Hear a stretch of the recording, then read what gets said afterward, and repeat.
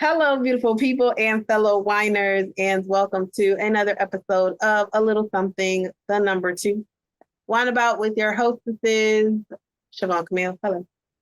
Anti-A Michelle. Where sips get real and we whine while we whine about life, relationships, culture, and so much more. It is this here second of the Wednesdays. In October, it's Halloween's coming. And we're gonna talk about abstinence, y'all. I know people don't really talk about this conversation, this topic. In the champagne. We're gonna talk about it. We gonna talk about it. It's gonna be a little light, little fun, little. I might learn something a little bit about us. But that's what we're gonna talk about today. So grab a glass of your favorite red, white, rosé, even.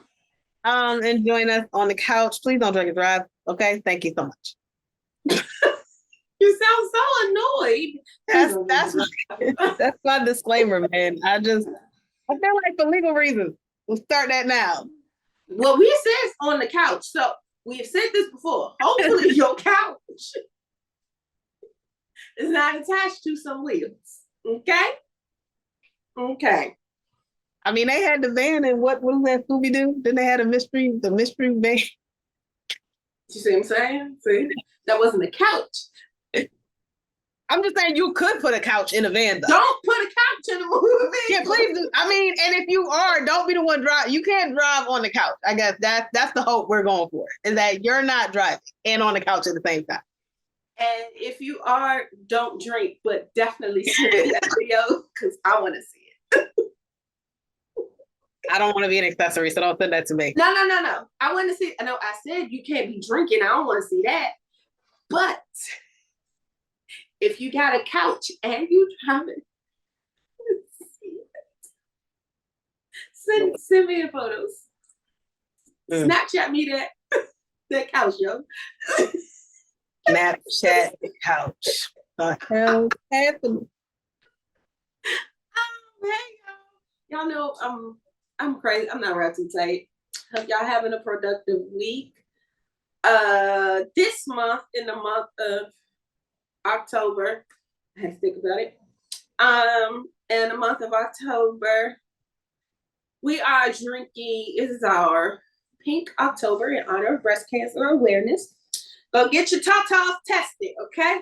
Period. We have decided to do once again our Pink October.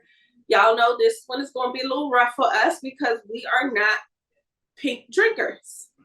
So now I will say last year we found maybe one or two that we were like, okay, we can deal with. So who knows? Maybe cross fingers. Wait, that's not cute. Cross fingers, we'll have another few to add to that list. So as you know, this is where we have our Poppin grapes experience. So Sissy, let me know, or let us know what it is that you will be drinking today while we talk about no fucking. Leg closed. Keep your legs. Clank, clank. That was one of the best things. Anyway, so I have a rose. It literally just says rosé wine. It is a rosé wine, 2021. Rosé wine by Kendall Jackson, Vintner's Reserve. I bought this literally because it says Kendall Jackson. I'm not a brand girl, but let me tell you, Mondovi and Kendall Jackson, I have There are a few. And I have expectations. So because I knew this was going to be a rough one, I was like, well, Kendall Jackson's Chardonnay was good. I think they had a pretty Joe Grigio that wasn't bad, like, or a Riesling. And so, I have expectations. Yes. So I was like, if I have to do a rosé or a pink, if I have to do a pink, because not all pinks, you have pinks that aren't rosés, like White Zinfandel, for example. You can get a pink. Moscato. But if it's just gonna be a rosé wine, literally, then I figured why not go with a trusted brand? Why not? Okay. I It's called Lion and Dove. It's actually a Rosé Moscato. And because neither one of those types of grapes are my favorite, I figure sometimes, when you blend two not so great things that you like together, you get a different taste that you can actually deal with. So I figured let's give it a shot. And in actuality, I think that's going to kind of be the theme that I'm going to go for this month. Just because I really feel like just all out rosé is not gonna make it. So I'm gonna try. I'm gonna try to incorporate the Moscato. Maybe the clash of the Titans will happen, and the war will produce snowflakes. I mean, okay. I don't know. I don't know. So that wasn't my train of thought, but that's where I ended up. So yeah, here we go with that. All right, so y'all, we're talking about no fucking, okay? Or abstinence. Abstinence. And we feel like this is an important thing to address, to talk about. Because we know stigmatisms behind having sex early or just having sex in general. And sometimes abstinence has a real negative connotation. Like even one of my favorite podcasters I love listening to, she literally developed a whole show because she remained abstinent. She the only person she had sex with is her husband. They're still married to this day. And she talked about, the show was literally different episodes of her talking about how she how she was discovering herself, her sexuality, what that looked like, and the whole purity movement and things like that. Now, granted, I don't have that same testimony. Okay. Testimony. That's not my testimony. However, being a church girl or quote unquote looked at the good girl syndrome, that whole thing was a part of something that I lived. Again, not to her extent, but I did live, so I could relate to an extent. But even in that, I feel like it was still an underlying negative view on it. And I want to talk about that because as somebody who don't have that story, I think we shouldn't look at it negatively. Like, and that's my train, like that's my thought process. Like, I don't think it should be looked at, or like the purity movement should be looked at as something that was negative. Now, do I believe there were negative parts of it? Yes. Do I believe that they have negative side effects to it? Yes. Like, I get that, but everything has a negative side to it. Too much of a good thing is a bad thing. So it's kind of one of those things like, but that don't mean that it's bad. Like, and I'm not saying that that's what she was saying. I'm just saying that in the conversations, there was a slight undertone of negative disappointment, negativity, sadness in it that from her that she waited that long, or from like she felt that she got it from other people. So because I listened to all the things, that's where I was every week. A little bit of both. She got it from, the people obviously who were always out there bonus thrown in the screw, like, oh, you X, Y, Z. That part, whatever. But she also got it because once she got married, it was, so now I can, but now what? And it was nobody told me this, and this is that and the other, and the not know, and I completely understand, especially because when you don't know, you don't know. So it was that. That's why I said it wasn't completely a bad thing. It was just her experience. But in the society that we live in, being the quote unquote good girl and talking about being sexually active is viewed as being, can be viewed as being negative, or having that amount of pressure on you makes you feel negative feelings. I definitely agree with the pressure. I'll say for me, here's what I will say to the good girl thing. I think the whole, you can be a good girl and still be sexually active if you only active with one person. Like, I think there's a lot of pressure on women to, the crazy part, y'all, ladies, as we know, there's a lot of pressure on us from all sides to do everything and nothing at the same time. Period. Be a virgin, but be a freak like a hoe, but only do it for your husband, but don't have any practice before your husband. But when you walk in there, you're just supposed to know what you're doing. But if you do walk in there and know what you're doing, then your husband gonna look at you like, well, I thought you were a virgin, so how you know how to do all this? It's too much. And that's just one aspect, because as we know as women, there are so many things, layers to the catch-22, you damned if you do, damned if you don't. And that's what I was saying. The negative, that's what I said. I get it, but it's like that negative undertone in either direction. Because I know I listened to a podcaster, and it may be the same person, who I remember her talking about when she got married and how everybody essentially was now like, ooh, honeymoon night, you got to put it on your husband. And she's like, how? Like, I don't know what I'm doing. I don't know what he liked. I don't know what I like. I don't know. And the person she married wasn't a virgin. He was like out here crazy, but he had sex with like one or two other people before they got married.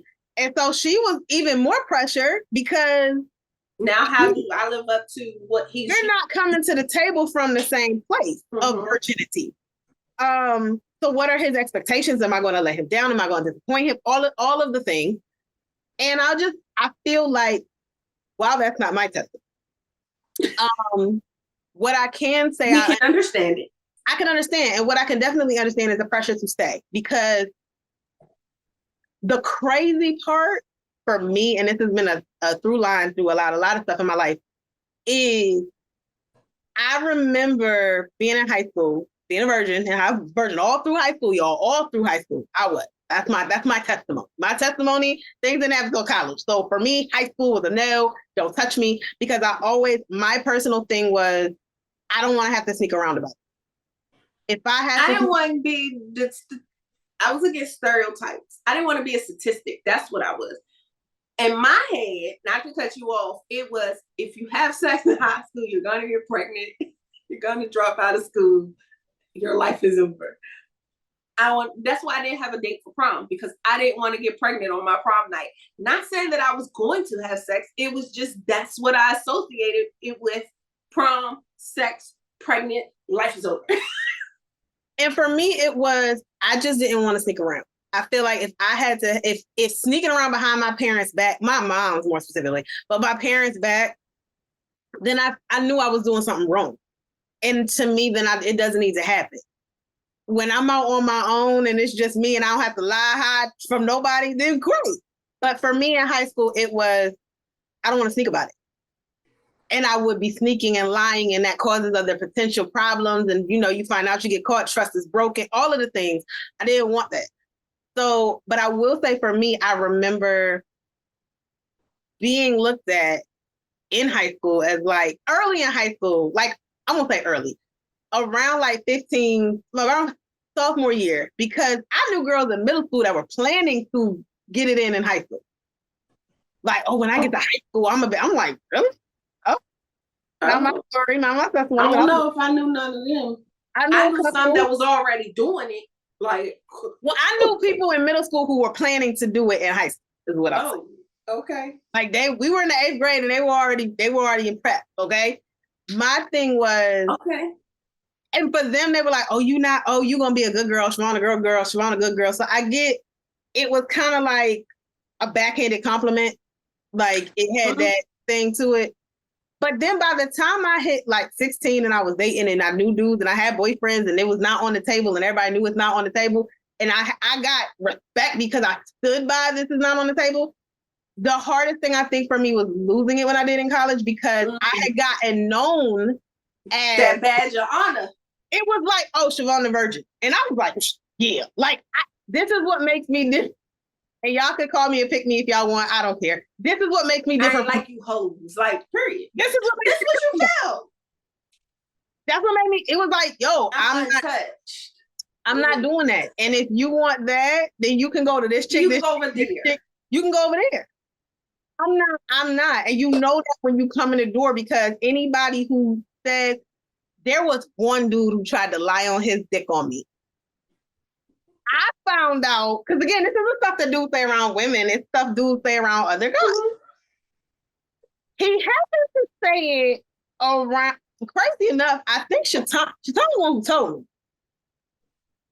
And I don't remember if somebody told Shaitan or if he was present and then pulled the dude up. But I remember because y'all have seen Shaitan. That's like been my brother since my way back.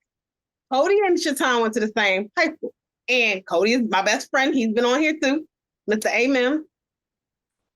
They came to me and were like, yo, this dude, it was one of them asking, yo, you a virgin, right? Yeah, why is this a conversation? Just checking. Okay. You know what I'm saying? And I guess I heard later from girls and guys that whoever lied on me got checked and got checked hard by other guys that were like, yo, you lying on your dick because we know her and she's not and you didn't. Especially if it was like, I don't remember if it was like my ex or this guy, like we broke up and, you know, dudes try to be spiteful, or if it was a guy that liked me and I don't remember the details of the guy, but I was just one of those things that I was like, wow. So I guess to me, yeah, it was a badge of honor to be Siobhan the Virgin, and I was good with it. So to me, I think, so then when I lost it, it was like so much pressure. It was kind of an identity. That's what I'm about to say. You feel like you lost part of your identity. Like, so who am I now? The good girl. Who am I now? Like, what does that mean? So does that mean I'm like everybody else? Like, and then so there's that part of it. The other part of it is also, it's like, I don't know. For me, it was the comfortability to be like, certain things I just didn't have to worry about. I didn't have to worry about being pregnant. Didn't have to worry about an STD. I didn't have to worry about, you know, pH balance and being, all of that stuff literally came as a grown woman. Because I ain't go through none of that stuff then. I ain't know nothing about that. And of course, and again, even having somebody lie on you, right? Like I don't have to worry about my reputation. My reputation is so intact that somebody can lie to me and get checked. Like yeah. So there's that, but then it's the societal, oh, well, she was a virgin. It's the praise on the one hand, oh, she was a virgin when she got married. But the societal part of, oh, she was a virgin, that heifer don't know what she doing. How could she be knowledgeable? Now, see, let me tell y'all something. I could fool a whole bunch of people growing up. Yeah. One reason is because I had parents who talked to me about sex. Now, I ain't gonna lie, the way they talked to me about sex, I ain't gonna lie, for a long time I was scared. I was scared. I was like, this is a lot. I felt like it was, to have sex was a lot of pressure, a lot of responsibility that I just didn't want ever.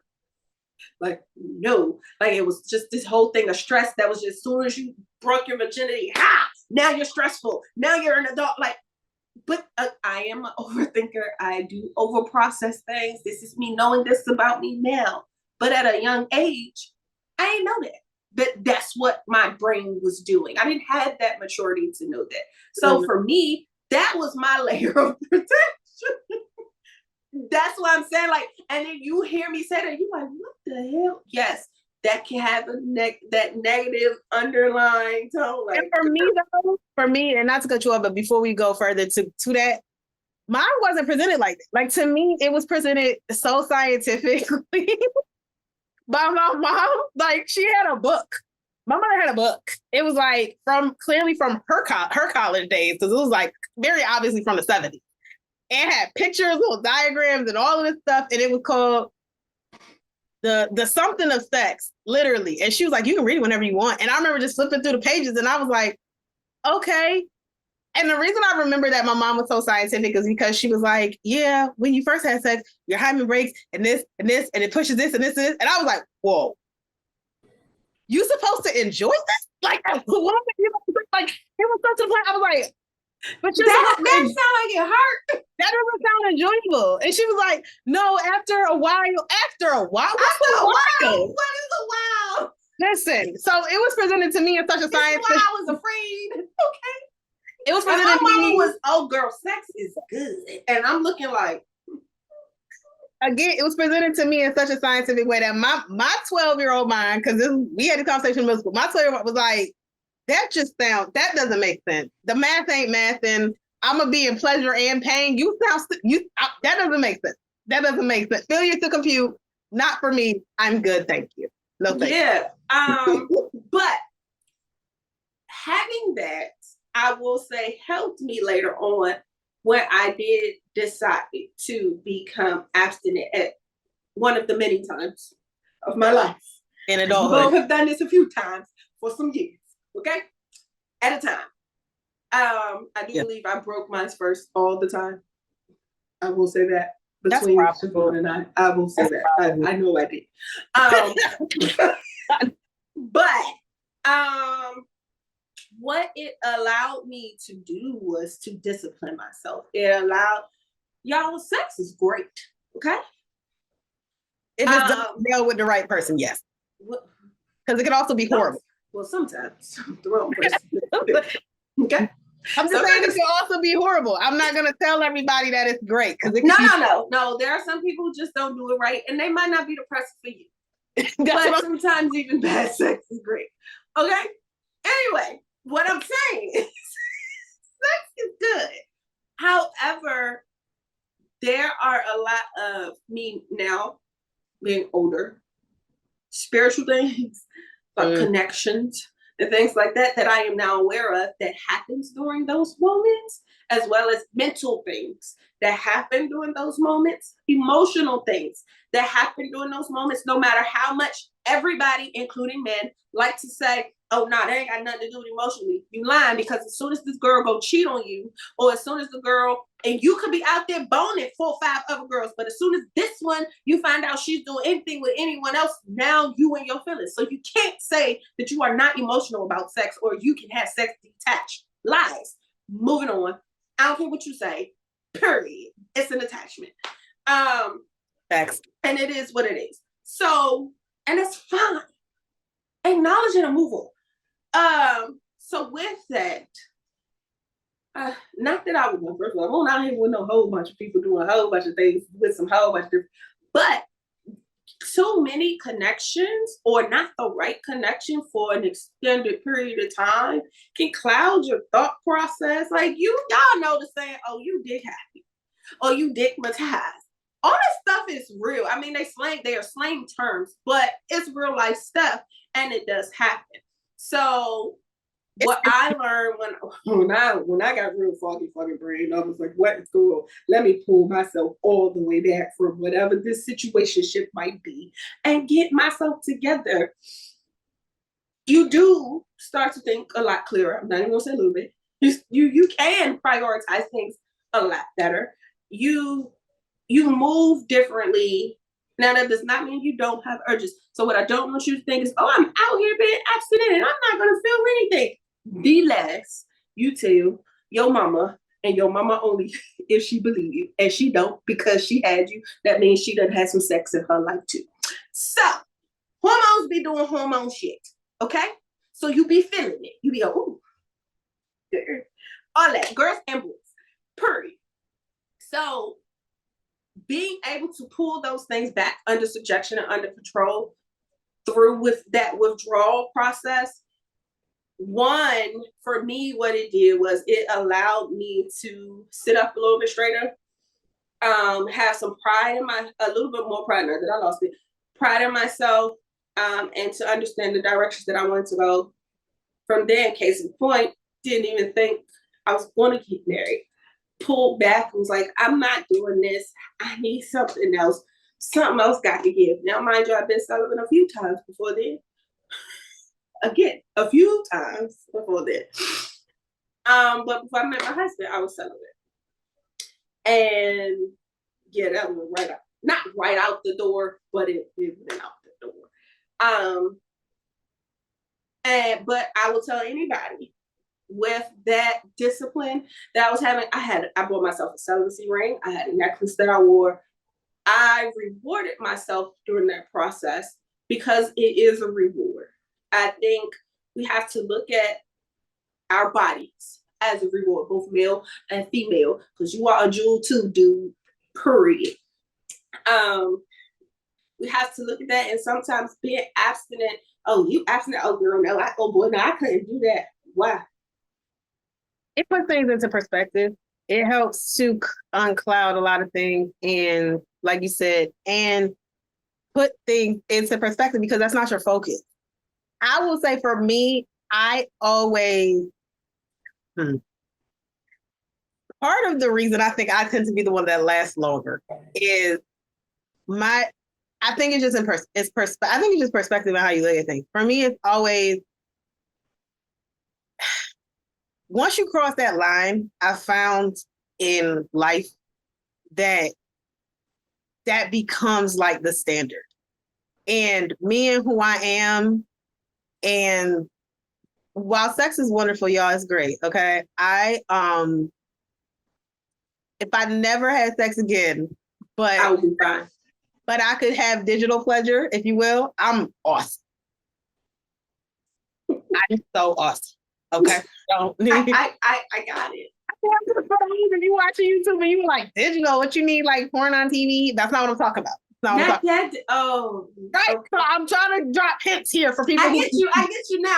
I was with you. That's why I was like, why are we doing this? I get it. Because everybody may not be here. Okay. The same way you sent me to TikTok and the girl was like, the cop asked for her social and she talked about Instagram and stuff. Everybody's not here. So I'm trying to make sure everybody's on one point. I'm with you now. We're all right. Look, I got you. We here. Okay. So I would be fine. I mean, we've already established that I'm not a fan of oral. I know everybody thinks I'm weird. Eureka has called me weird. Everybody has called me weird. I get it. My thing is, I like the high school play around. My version of high school, guys, because we've already established what wasn't going down. What wasn't going down with me in high school, okay? So I like the high school play around. I like the flirting. I like the kissing. I like the touching. I like the lead up. I like the foreplay. I like the digital stuff. I like all of that, and I'm good with that. And I feel like the minute though it crosses the line into the full blown, that becomes the default. And it's hard, especially for guys, I think, because a lot of them are physical touch is their love language for a lot of dudes. And it's not just that. I realize that. I acknowledge that, fellas. I know this. But I think it can lead there. And I think as a woman in social programming, I will own that. We are taught and told that it will lead there. And so to me, it takes away because sometimes I don't want to go that far. I just want you to like squeeze my boobs for a little while and let's continue about our day. You know what I mean? Like, I don't need it to go the full thing. Let's just like make out for 10 minutes in a car, like we're teenagers, and then move forward. Like the innocence of that is something I appreciate. And I've always, I guess, whenever I've had my abstinence moments with an S plural, my hesitation to jump back in the game has always been, I don't want to lose that. And if I take it off the table, and again, y'all, first of all, if y'all have been with us since the Jump Street beginning, then y'all will remember the wine out where I said flat to Trey Proper and the husband, they were there, that I was being asked. In that moment, I was asking, I've been abstinent during this, y'all.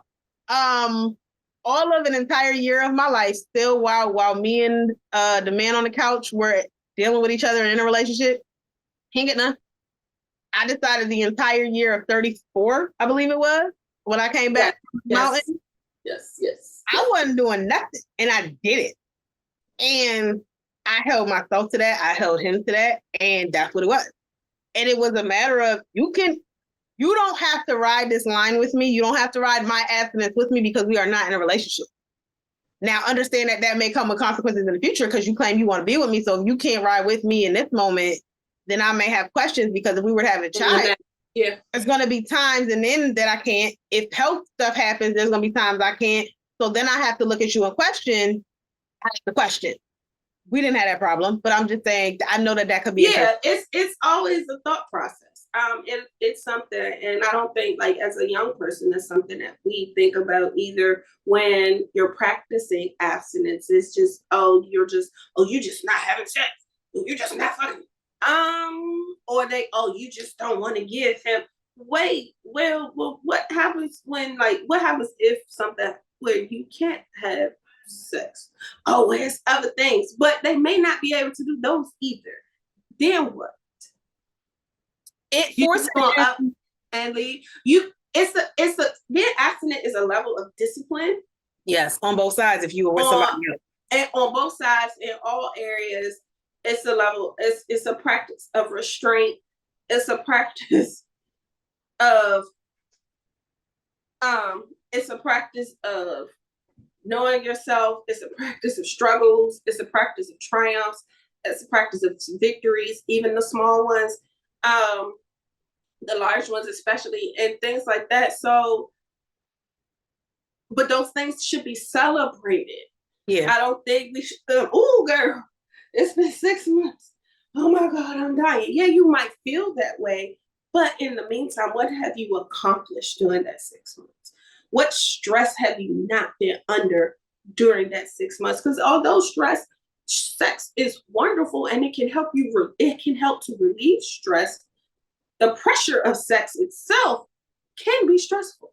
The pressure of performing, the pressure of STDs, the pressure of unwanted pregnancies, everything that the pressure of not performing at all, performing poorly, all of these things. The other thing I want to say is to the ladies out there, you can be abstinent at any time. You can choose celibacy. You can choose celibacy at any time.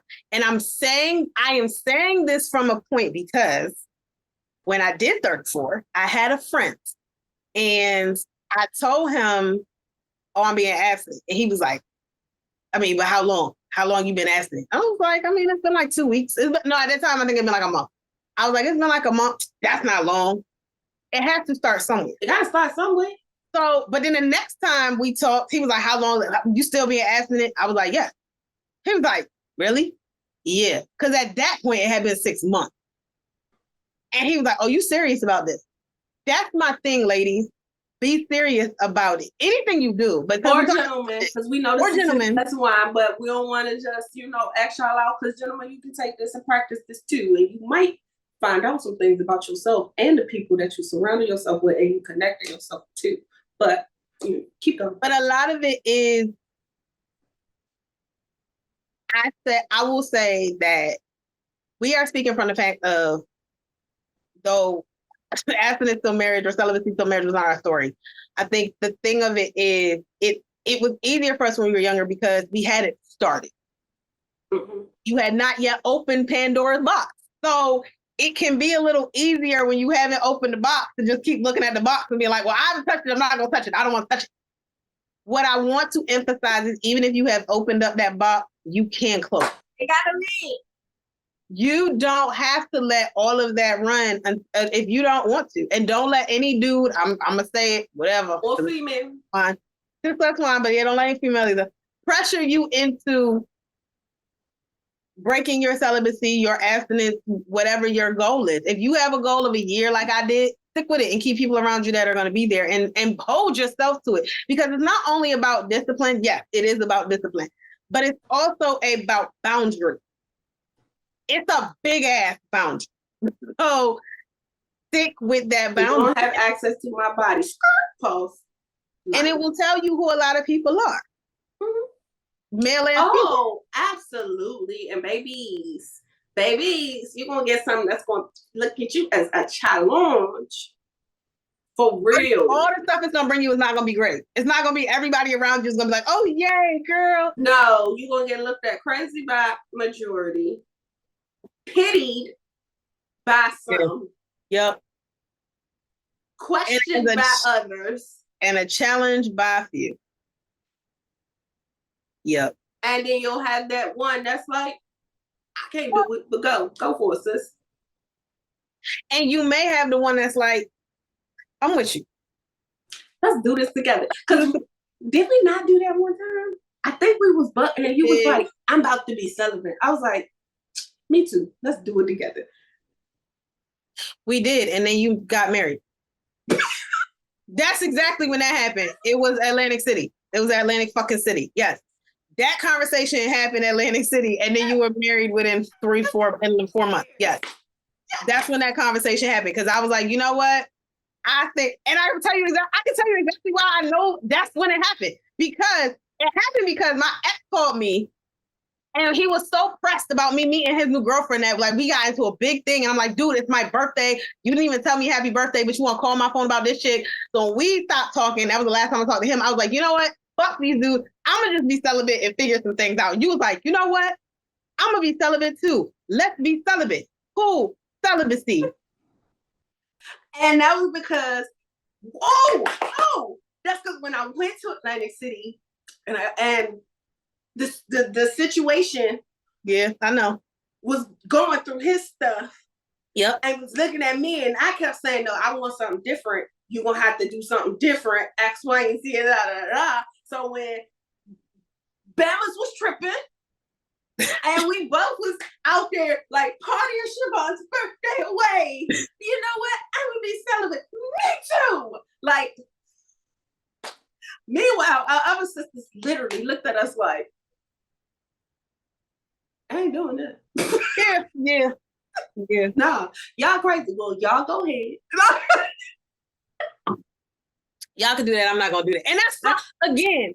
But I will say to their credit, they did not put the pressure. They did not look at it like we were crazy. It was that's your personal choice. My personal choice is that's not gonna be my testimony. Right. And those people, ladies and gentlemen, are cool to have in your circle. Yeah. As long as you know you're not gonna let them pressure you into what you've already said or done. That part, and then they even understand when you might even fall short. They're like, "Oh, I thought you said, but you done it before, and we'll do it again, man. Shit, if you want to do it, do it." Like that's literally how we will talk to each other. Yeah. And like she said, those people are very important because they'll get you through. Like literally, even my crazy sister who was married was like, Michelle, you and so-and-so went out, did you? Oh, okay. You sure? Yes, I'm sure. They will be your listen, y'all, accountability partners. And that's a whole wine for a whole nother time. But accountability partners. Even if somebody else is drinking, they can still grab the glass from you if you're supposed to be in AA. Because God knows that we are those two women on the couch. We sit here and drink wine all the time. But if it's the certain people, the right wrong one, come on, let me get that. No, you can't do that. I don't care. You're done. You're done. You're done. And it's that I feel like, again, she got married. And I don't remember how long.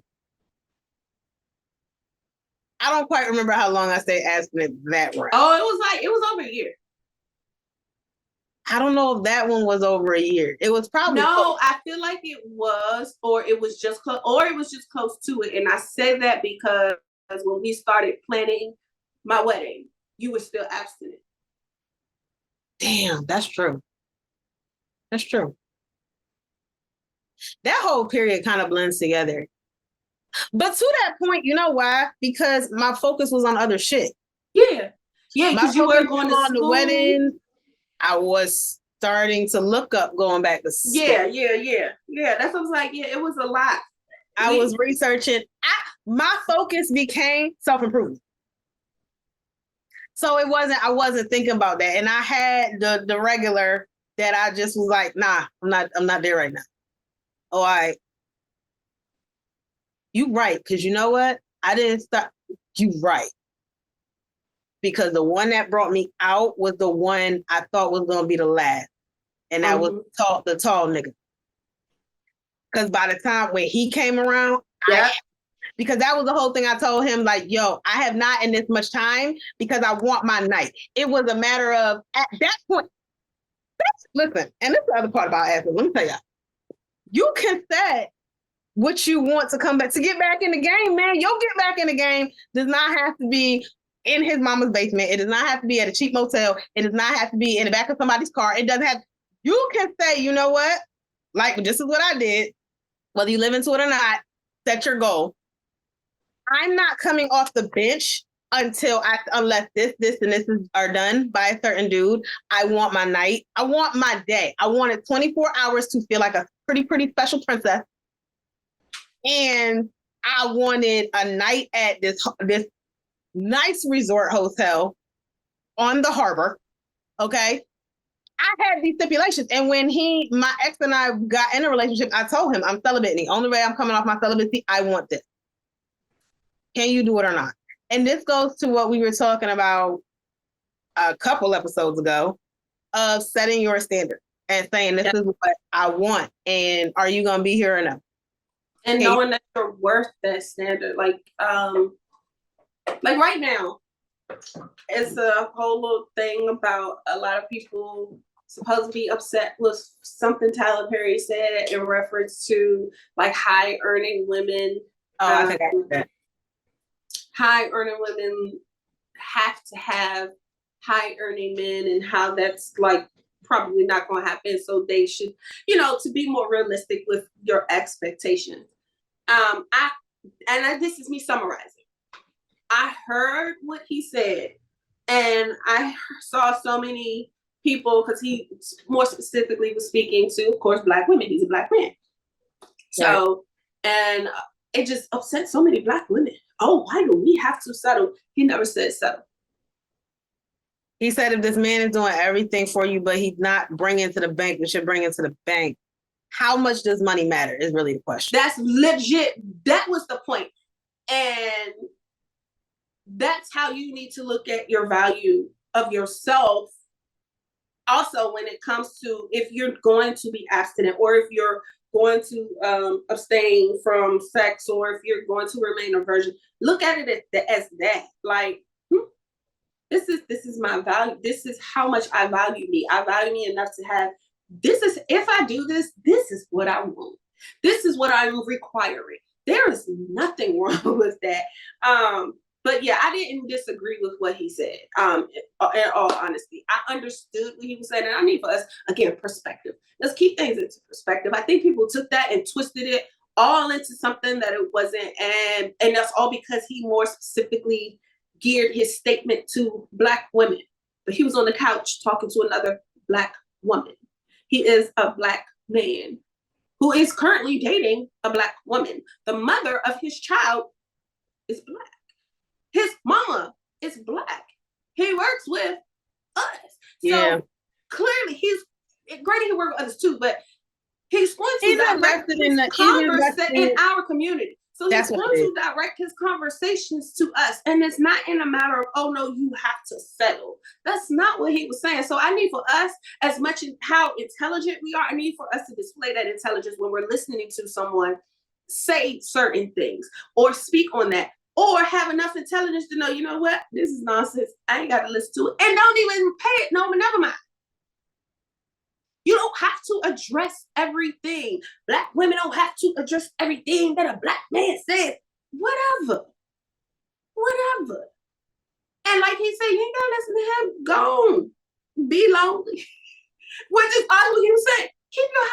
Keep your high expectations, because this person doesn't bring home the same amount of money as you. Cool. And see where they get you. And if you're okay with it, you're gonna be lonely with some cats or dogs. Again, I personally don't think that's the worst thing ever. I said that in the recent thing that we did, the last This Plus One. My thing is this: whatever you gonna say, said it. Because I said when I set my abstinence and my celibacy standards, I did. So if it meant, and please understand that the first time I went celibate was in college for legit reason, for a health reason. I went celibate. Me mentally, personally, I automatically felt and knew that that's gonna take me off the date and say, I'm done. Like, dudes are not gonna be willing to wait Dudes are not going to be this. This is what I'm thinking, right? I'm thinking this is me, my junior year of college. Yo, it's done. Everybody going to be my friend, which is cool. I got dude friends. I'm used to male friends anyway. That was my thought. I met Coach's son and told him, I'm always also upfront, told him, listen, because he expressed interest. I told him, I'm not having sex. Figured he was going to be out the door. He said, okay. Hold up, because you might think I'm playing. I'm really serious that I'm being celibate. Okay. All right, let's you may not be hearing me. You don't think this is a challenge. Right, and let me be clear, I don't have an end date as of this moment. So I don't want you to think like, oh, it's a 2 weeks and then she gonna be, I don't know what the end is here, sir. Oh, okay. So wait, are you talking to somebody else? Because all of those things they're natural, they're going to go through your mind, and they're going to go through your mind because that's what we are socially, that's what we see all the time. Oh, you're not having sex, ain't no man gonna stay around. Or they if gonna he is cheat. staying around, he cheating. Or if he is staying around, he only wins as soon as he waiting, because as soon as he get it, he out the door. That, granted, all of those people do exist. Yes. There's also an unspoken group. Group that will completely understand and respect that, because they will go through that struggle with you because they value you as a woman. And I think that I will always appreciate that man right there, because he opened my eyes to, I know how much I value me, but to this fact that there is a man that will value me the way I value me, that will value me beyond what's between my legs, contrary to what many men, like the idiot on the dating site that we already addressed a couple weeks ago. Contrary to what many men like that think, what we did for one of the types of men to women. Y'all, just hit the link and just hit the link. Just hit right there. But contrary, while those men exist, there are also men like that young man from college who, okay, you're not gonna be. And when we met, we were not in a relationship before he expressed romantic interest. So I told him before he even went too far. And he still was like, I mean, that's okay. And within like 3 months, 2 months, less than 2 months, you want to be my girlfriend? You still realize that does not guarantee you sex, right? And he was like, I'm not, that's okay. I heard you when you said it 2 months ago. I've heard you every week since then. I get it. I know. I just want to make sure, because again, society has programmed me that the most important thing to you as a man is to get between my thighs. I'm telling you that the shop is closed, doors are locked, clank, clank. It's not happening. So I just want us to be clear. And to have someone value me on that level, I think has shaped me in that I expect that from everybody else. And y'all can call those men simps, you can call them betas, you can call them whatever the fuck you want. If that's what that is, then yes, that's what I want. Because if those if that's the group of men that respect women beyond what's between their legs, then absolutely, then absolutely, I want one. Hand me one. Thank you so much. If you would, God bless. And we will go live in our utopia over here while you over there still doing the same thing that you've been doing for the last however many years, and the same thing that your mama and your mama's mama and your mama's mama been doing, and everybody else over there, while we over here living our best life. Period. Point blank. That's it. Like, what? Y'all, all in all, my last words is abstinence is not a negative thing. No. Regardless of what you see. Mm-hmm. Two regular people will let you know it's a journey. It's still part of this journey we call life. Yep. You'll have ups, downs. You'll do it. You'll say, forget it. You'll do it. You'll fall down and you get up. Like, you'll do all of that. Like, and there'll be times when you are extremely successful with it. Whatever your reasons, if you choose to be abstinent from anything, even if it's not sex that you're necessarily abstinent from, maybe it's sugar, alcohol. Because a lot of y'all, I mean, you can still keep this podcast. Just get your, you're not alcoholic. We say agua, water, sparkling water. It's a thing. Cider. Put it in a wine glass. I do. We do. Definitely. But we're just saying whatever it is, you can do it. Take the negative tones and the negative thoughts and that undertone and just chuck it out the window. And if you need a friend to help encourage you through that process, just comment below. We are here to give you encouragement and the whole 9 yards. Yeah. And that's all I got to say. I support all of that. And I agree with all of that. And I just want to remind women again that just because you did something one time doesn't mean you have to stay in that realm. And that's anything. Just because you were a fighter and you done fought everybody doesn't mean you can't turn the leaf over and be like, you know what? I don't feel like fighting. Or I'm not going to fight unless it gets to the peace. I'm at peace. Just because you were banging everybody doesn't mean you have to be a hoe your whole life. You don't. That's just because you may have been using a bottle doesn't mean you have to continue to. You can always take a different approach. You can always take a different road. You can always take a different path. And you will have, as she said, you will have the naysayers. You will have the supporters. You will have the encouragers, the people that hold you accountable. You will have the people that look at you as challenge to the gauntlet. You will have them too. But stay and may the odds forever be in your. I mean, you will have them, but stay true to who you are and the reason and your reasons that you are doing it, and don't lose sight of that. And you good, y'all. There's so much more to be experienced, male and female, than just sex. And if you don't believe us, y'all can go look up Terry Crews and his wife, because they did a whole year abstinence, as I recall, while married to each other. They both, it was a couple years ago, but I do remember them saying that they were being abstinent from each other, from sex, for like a year, I believe it was, to find, to my point earlier, other shit to do in their relationship than just bone each other. Mm-hmm. Because sometimes other ways to get over arguments. You have to have conversations. And sometimes you just need a reset. Mm-hmm. It's a lot that can come from being abstinent, and it's not negative. There are a lot of positive things that come from it, regardless of what you hear. Yes, the raging hormones happen. Yes, you get urges. Yes, those might have wet dreams, because women have them too. All of that may happen. Yes, you might wake up and you humping. Like, I get it. But in the end, that focus, that discipline is a reward in itself, and you will be rewarded in some way or another, in whatever that looks like to you. It's rewarding. And then on that note, ladies and gentlemen, we will say, cheers.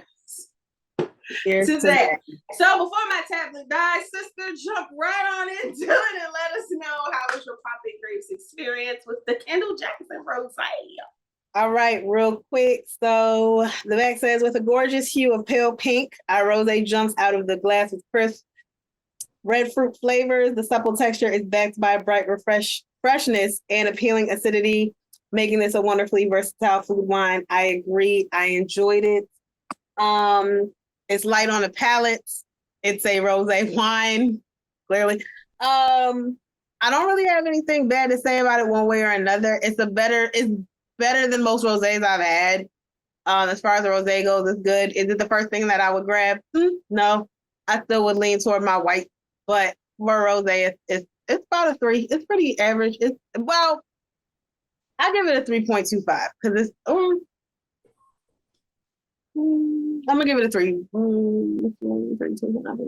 I'll give it a 3.5. I'm gonna bump it up just because I don't know, because I just feel like it. So it's a 3.5. It is a good one. If you do like rosé, try this. Kendall Jackson did not disappoint me, so I'm thankful to them for that. Kudos to y'all.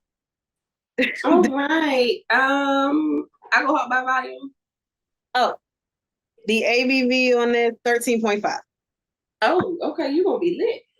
The ABV on this is 5.5. Oh, you're gonna need a lot. You're gonna need a lot of this to get drunk. Okay. Right? A lot. This is actually decent. This is, so you know how this is sweet. Not like sweet, but it's sweet. A little bit of this will go a long way. You don't need a lot of this. I feel like this is a good rosé to give out at like a baby shower for everyone except for the bride. Well, the mom to be. Yeah. The mom to be. Yeah, bridal shower. That's what this is giving me, bridal shower vibes. It is called The Lion and the Dove, so there's that. Oh, okay. It's some stuff on the back. Mine is giving me more grown woman brunch. And Okay. Mine is off track. I forgot to say it. Sorry. Yep. It says ingredients. Moscato grape is a must. Red wine flavor. What does that mean? I don't know what that means. That's what I was gonna say. I don't know what that means. But this is decent. I like this. So my rating, because this is decent, thinking of a rosé and a Moscato, this is gonna have to be a 3.75. And I put it that way because I don't really like Moscato and I don't really like rosé. But putting them together did make a nice combination with the way, however they fermented and all of that. It gave a nice subtle taste. When I first opened it, it had a little, I'll say fizz. I won't say bubble. Had fizz, but not too much, not too overpowering. It is light on the palate. It smells nice. Yeah, this is like something that you serve with like some hors d'oeuvres or something. So I enjoyed it. So yeah, 3.75 for me. This is decent. That part. So that's what I got. And on that note, ladies and gentlemen, hopefully you understood that. On that note, ladies and gentlemen, we would like to say thank you for joining us on this wonderful episode of A Little Something, the number 2 Wine About with your hostesses, Ty and Michelle. And Siobhan Camille. Be sure to join us each and every Wednesday for more laughs, more fun, and of course, more wine. We go live every last Saturday of the month at 3 p.m.-ish. Right here on YouTube. Be sure you like, share, subscribe. Follow us on Instagram at AOS, the number 2, WA. We're always here for the comments. Hey, if you've been abstinent for a while or you got on that horse and fell off, comment below. We'd like to hear your stories. Let us know what you're thinking, what you're drinking throughout the week. We're always up for suggestions as well. And remember, as always, there's nothing wrong with a little one. Voila. Ta-da. See y'all next week.